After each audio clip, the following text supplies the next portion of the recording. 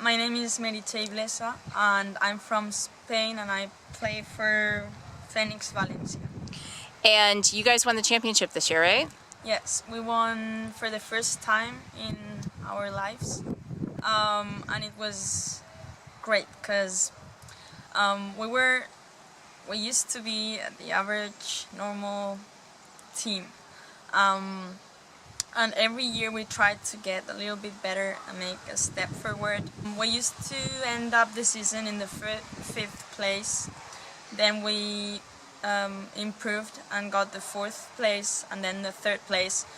So this year we tried to keep the third place or try to get the second, but we didn't. But we never imagined that we could achieve or reach the first place. So that's it. And you also played in the European Championship this year for Spain and the national team. Mm-hmm. You were their shortstop, right? Yes, I played shortstop because the first shortstop had an injury. So suddenly, I knew I was the second shortstop. So I just had to play the tournament playing shortstop. And you did really well. You hit .412 over the course of the tournament in 9 games, or 8 games. Tell us a little bit about what your mindset is when you're at the plate. I tell myself 2 things when I go into the batting box and it works for me.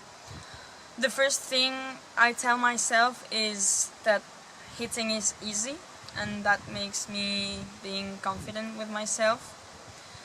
The second thing I tell myself is that who can see the ball can hit the ball. So no matter how your swing is, how is your bat speed, but when you're in the game, the important thing is to see the ball, and that's the way you can help your team. You have played in other countries in addition to Spain. Tell us a little bit about that experience. I've played in Czech Republic with Eagles. I played there because I was on holidays with my girlfriend and she plays for Eagles. We met in my first European Championship in 2011, 6 years ago. It's a long time. You're pretty young. You're 21. Yes. I guess we were meant to be together. I don't know.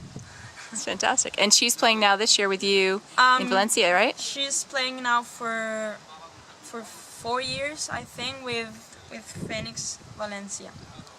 Yes, we're very happy she's playing with us. What position does she play? She plays catcher. Nice. And you and I were talking a little bit earlier off camera about your physical therapy degree. Mm-hmm. Tell me a little bit about in your last year of school. Tell us a little bit about what you hope to do with that. I'm quite interested in sports, but also in the disabilities. So I think I'd like to take both of these interests I have, and work with kids with disabilities doing sport. And what about kids specifically, or disabilities specifically, kind of interests you? That's a good question, because even though there are a lot of kind of disabilities, every child is different. So at the end, no matters what is their syndrome or their disability, but they're just unique. Awesome. And you do some coaching with kids now, right? Yes. Tell us about that. For me, it's one of the best things about being about my softball life, because I started 2 years ago and I didn't know I liked it so much. But I really like teaching them not only how to play, but also values, that I think it's one of the most important things that a sport can give you. You did some volunteer work abroad as well, right? In Ireland and in Italy? Can you tell me a little bit about that? Not Ireland, but... No, I'm sorry, not Ireland. I went to Scotland. To Scotland to volunteer, and it was quite funny because I thought I could speak English, but then I realized I was not able to communicate there. As a native English speaker, I will tell you, it is not your fault. I know. It's just funny when I think about it now. I spent a month there, and it was a place where I had to take care of animals, and the people there would do some therapies with these animals to autistic children. Oh, very cool. I didn't have the chance to see what the therapy was about. That's kind of bad because I went there to learn, but instead I was just working and not learning as much as I wanted. As you hoped. What do you think the value of that could be, though? Between the therapy and the kids, did you see any interactions between them that you weren't expecting or that you thought were interesting, or were you just not even able to I didn't be around see it in that volunteering, but last year I did one with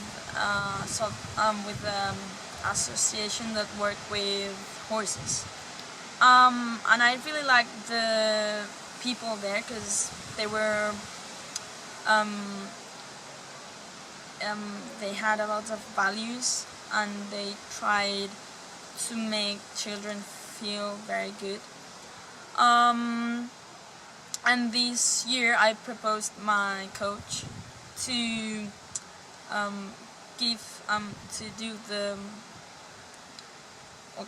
every year we give some money to some organizations. So I proposed her to give this money to this association I worked with, because I like very much the way they work with children. And now we're arranging how to do it and just make children come someday to the field and just having fun all together, and mixing all our kids and the kids from the association, so they can both share the time and be with some people that maybe normally they wouldn't be with, and we want them to see the children with disabilities as normal children, and make they think that they can interact with them and they're not so different. What do you think the most important value you can teach a young player is? That's a good question. One of the most important things for me is equality. And I think no matter how you are, but you have to have the chance like everyone else. What is on the table for you in 2018 with your softball career? So my plans are try to be on the top in the Spanish National League, playing with the national team to the under-22 European Championship, and also playing the Winners' Cup in Bulgaria, I think. And if it comes anything else, I will take it. Do you have your eyes focused at 2020 at all yet?